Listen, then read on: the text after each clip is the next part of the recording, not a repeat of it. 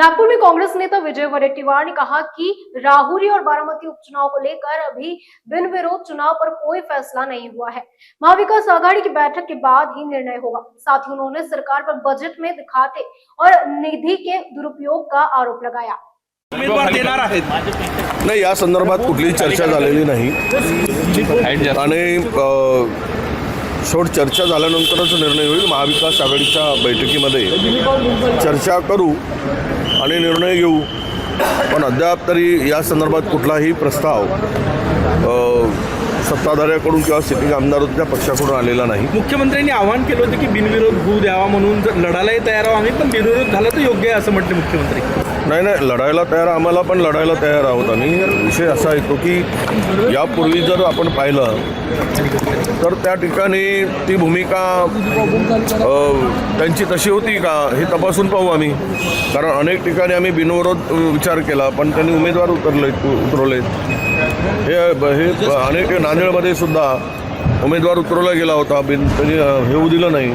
अशा आहेत, त्यामुळे सगळ्याच ठिकाणी काही सरसकट अशा बिनविरोध झाल्याचं काही यापूर्वी त्याला निर्णय झाल्याची मला माहिती नाही।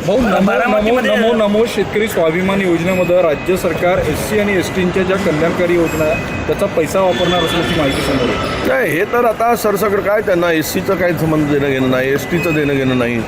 सरसकट JR काढून लाडकी बहीण, नमो शेतकरी सहाय्य निधी यामध्ये वापरला जातो आहे। त्यांना STचा निधी खरं तर संविधानाच्या किंवा घटनेनुसार तो निधी तसा वरती करता येत नाही। काल परवा 400-450 कोटी रुपये त्यांनी काढून घेतलेत। एकीकडे बजेट फुगवून दाखवायचा SCसाठी, सोशल जस्टिससाठी, ट्रायबल विभागासाठी, आणि त्यातले निम्म्यापेक्षा मागच्या वर्षी 45% खर्च झाला समाज कल्याणचा।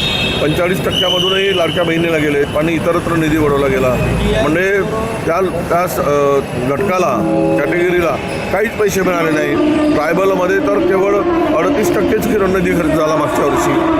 38% निधी खर्च होऊन तो सर्व निधी जर दुसरीकडे वळवत असाल तर तुम्हाला हे उपेक्षित समाज आहेत, SC आहे, ST आहे किंवा इतर समाज आहे, यांचा निधी तुम्हाला वळवता येत नाही, पण तो वळवला जातो आहे। सगळे कायद्याची पायमल्ली करून, कायदा पायदळी तोडून वाटेल त्या पद्धतीनं हे सरकार चाललेलं आहे।